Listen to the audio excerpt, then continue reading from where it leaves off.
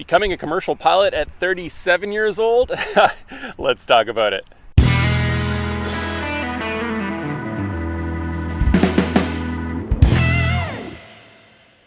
Hello my friends, welcome back to Late Departure. I'm Adam and this is my journey to becoming a commercial pilot. And as I mentioned in the opening there, I just turned 37 a few weeks ago. And it's not the greatest feeling in the world. I don't want to get older. I want to try to, stay young and use my youthful energy to study and work hard and learn how to fly. But, you can't control time. And that's just something you got to deal with as you go through life. And it's something that definitely, I'm always trying to find ways to deal with. Now, in this video, I'm going to talk about a few things. First of all, as a lot of you know, I haven't posted in a while here because I've been really busy studying for my private pilot's written exam and oral exam and flying exam. It's a lot of work and I've been working really hard towards that. And unfortunately, you have to balance your priorities. And for me, the priority is really the training and getting it done. And as much as I love doing these videos and love telling you guys about my experience and how everything is going, I got to make sure that, I'm doing my best and I'm becoming a safe and responsible pilot. So I'll tell you a little bit about what I'm doing now. And then I'll tell you a little bit about the challenges that I'm facing. And of course, there are quite a few and how I'm trying to overcome them. And then finally, I'll talk a little bit about what I'm going to do in the future and what kind of the game plan is for me right now. So as you can see, I'm in front of the Vancouver International Airport here. Not too many planes flying over today. Hopefully, we get a few more, and who knows, hopefully in the future, that might be my future place of employment. We'll see, that would be absolutely awesome. But let's talk about what is going on right now. So as a lot of you know, I started flying full-time in June. Oh, mandatory plane break.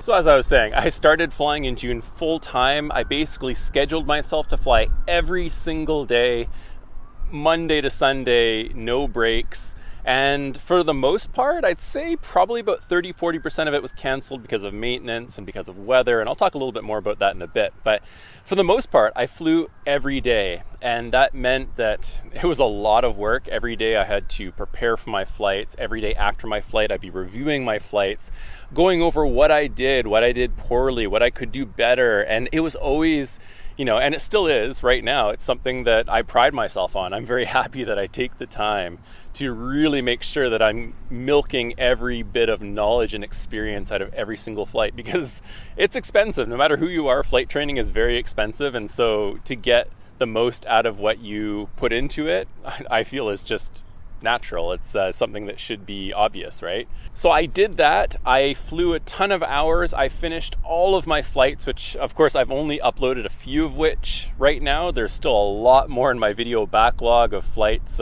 cross-country flights, training flights, upper air review, all kinds of stuff, which I had a lot of fun on, learned a lot of things with my amazing instructor, Ken.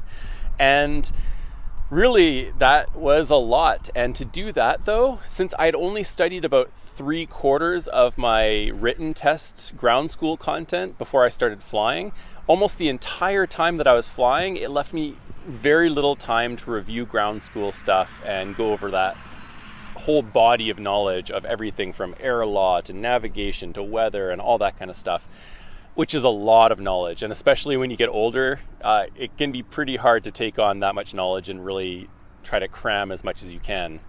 At least that's what I found. So all of that flying every single day, training really hard, it all led up to last week, and I started doing some mock flight tests. So a mock flight test is where you go in and you pretend to do a flight test with a person who's, in my case, was an upper level flight instructor who had the knowledge and experience necessary to give out the flight test. And to be honest, even with as much as I prepared and as much as I studied, I felt absolutely defeated by it. I have to be totally honest with you. I did the mock ground part, the oral version, where you have to plan a trip and you have to answer questions along the way. And I found myself time and time again just missing little details of things that I had studied before that I hadn't had as much of a chance as I'd like to review and go over. So there are things like, for example, if I were to encounter icing along my trip, what kinds of icing would it be? How likely would the ice be to stick? Would it be rime ice or clear ice or things like that? And then there are a whole bunch of other things about just general navigation and air law, which of course I'd studied and I knew, but didn't quite come to my head very quickly. And that could just be because it's me. I don't know. It could be because I'm older and it's harder to retain and bring out this knowledge. Either way, I was a little bit frustrated by that, and it was a really difficult experience. And for me, as soon as I finished, my first thought was, I got to go back, I got to review this stuff really hard. And so that was the oral test there. And then I did the flight test, and the flying portion for me, something that I have been doing really well on because I've been flying every day, which, by the way, if you can fly every day or very often, it really helps build those muscle memory and all of those things, which makes it almost unconscious when you're flying to do things right. And up until my mock flight test flight, I had done everything really well within the private pilot's license standards. Everything from slow flights, steep turns, stalls, pretty much everything I had really within the bounds, and I was really happy with. When I did the mock flight test, I was so frustrated from what I'd done on my oral test. I feel like I was fixating on that, which of course is a bad pilot attitude. It's something that I really have to deal with. I just did terribly on the mock flight test. I was making mistakes where I had never made mistakes in the entire course of my flight training before. And it was really disappointing, to be honest.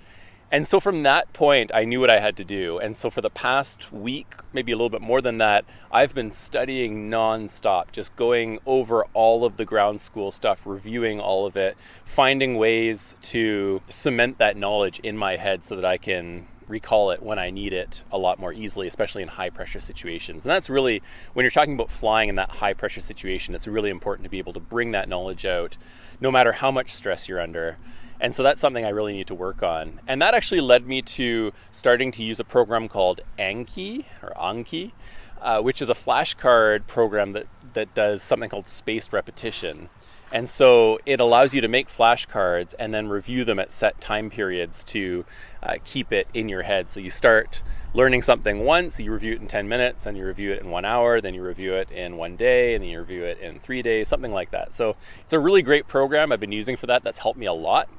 And I've been doing some practice exams and whatnot, and that's been really instrumental in helping me get higher scores and be able to recall this knowledge a lot more easily. And for me, that's super important, because if I can do the ground test well and the oral test well, I'll be able to do the flight test well. I like to have that confidence from the get-go of knowing the knowledge, and then I can go and do really well on the flight test. So all of that being said, there have been challenges along the way. And of course, like I'd mentioned, one of the challenges is, not being able to memorize stuff after reviewing it only once or twice, which is something I could do very easily when I was younger. I learned Japanese and Korean and a whole handful of these languages. And for me, I took it for granted that I could hear these words or things maybe once or twice, and I'd have them in my head and I'd be able to use them in conversations. And, that's something that I haven't quite gotten used to. When you get older, it's becoming a little bit more difficult to do the same thing. And for myself, like I said, I took it for granted. I thought that reviewing it once or twice would get me there, but it didn't. So that's something that's been a really big challenge. But Anki and, just reviewing it in more depth has really gone a long way to help me with that. Another big challenge, which is something I'll talk about a little bit later, maybe in another video, is, of course, the challenges going to a smaller school that doesn't have a lot of planes, that's extremely busy, and of course, because of that, doesn't have a lot of availability. And because of that, there have been times where, Vancouver weather, as it is, even in the past 2 weeks, it was almost 2 weeks of bad weather with just a few good flying days. And then on top of that, we had a plane that's been down for maintenance for a month or two, that's going to be down for maintenance for maybe until the end of September or October or something like that. And then, of course, we have the 50-hour, 100-hour, 200-hour maintenance schedules that come in there that take up time. And so that's been something that has been aside from the weather, a really big challenge because I wanted to ideally complete my PPL within, like a month and a half, 2 months, something like that. So now we're going on, June, July, August, into 3 months of training, and I'm still not finished. I'm at the very end, and I have been at the very end for probably about half a month to a month here, but just getting that last little bit done with, like I said, the challenges of getting the ground school done, plus not being able to fly because of maintenance and weather.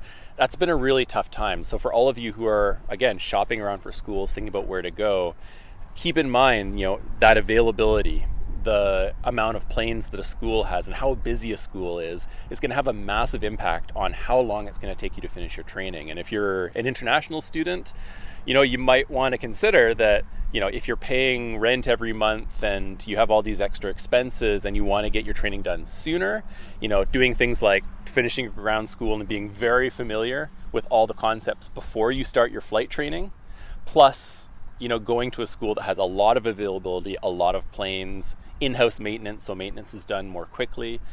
These are all things that you want to consider to try to make your training better, go faster, and be more efficient and have a better experience overall, right? So wrapping up the video here, where do I go from here? And I do have a game plan. I've talked with my instructor Ken about it and some other people too.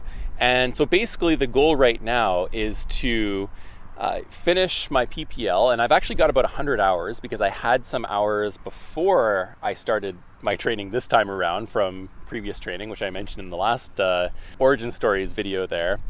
And because I have 100 hours, once I finish my PPL, I can actually do my commercial written, and that's going to be great. I'm going to spend a few weeks just buckling down and studying hard for that commercial so that I can finish the written test so that I can then go on and just do the flying portion and be done with it, and also be really prepared for the flying portion. No surprises, just be able to bring out those techniques and skills and knowledge whenever I need it instantly. And that's very important, and I've learned the valuable lesson of that from my experiences here.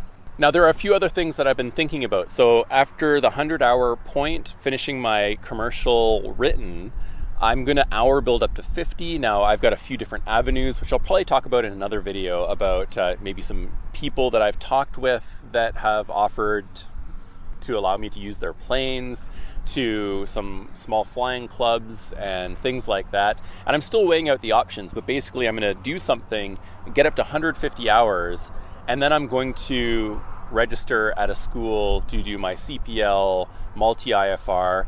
And maybe before that even, I'm possibly toying with the idea of getting a night rating right after I finish my PPL so that I can get in some night flights, build some night hours, and ultimately that's also going to make it really easy to build hours because a lot of the time, no matter where you go, planes are available at night, and it's good to get that experience. And apparently it's very common, peaceful flying at night. I kind of get the feeling that it would also be a little nerve-wracking, especially in a place like BC where, looking around you can see there's so many mountains everywhere. I'd be really worried about going into a mountain or a hill at some point, but of course you got to prepare well, and maybe bring a ForeFlight or something with you as well to make sure that you're safe. But that's also another idea that I'm doing. But once I finish all that, get to 150, do my multi-IFR and my commercial license, not in that order, and then also my instructor rating, then I'll be able to hopefully find a school that I can go teach at and build up some more hours until I can get enough that I would be hired by an airline. And throughout that entire period, of course, I'd want to keep sending out my application as I build up hours and just try, because you never know when the required hours will go down. I think right now it's up to 1,200, 1,500 hours required, but there were times where it was down as low as 700 or even lower for some people. So, that's something that I want to keep in mind. I'm going to be working towards here. So that's it for today. Thank you all again for joining me in my late departure here. And if you have any questions, let me know. Join our Discord group on the aviation study group there. We have a lot of great people in there. We have some great experienced pilots. We have a whole bunch of students, and everyone's talking and sharing a lot of really great knowledge there, which I myself also benefit from, and I hope that I can help others with when I contribute there. But for the most part, I'd say that, the community is growing really quickly. It's an amazing community and a really great place to learn about flight training and help make your decision on what flight school you might end up going to, because a lot of people there are already going to flying schools, and a lot of people you can ask, and a lot of people who are also in the same shoes as you are right now too. So it's definitely a great place to come check out. In any case, I hope you all are having an absolutely amazing day. Stay safe, stay happy. If you're out flying, have fun with it. Really enjoy your flying while the summer slowly ends here. But hopefully if you go somewhere like the prairies, you might get a little bit more flying. So that's something to consider. Oh, mandatory plane break.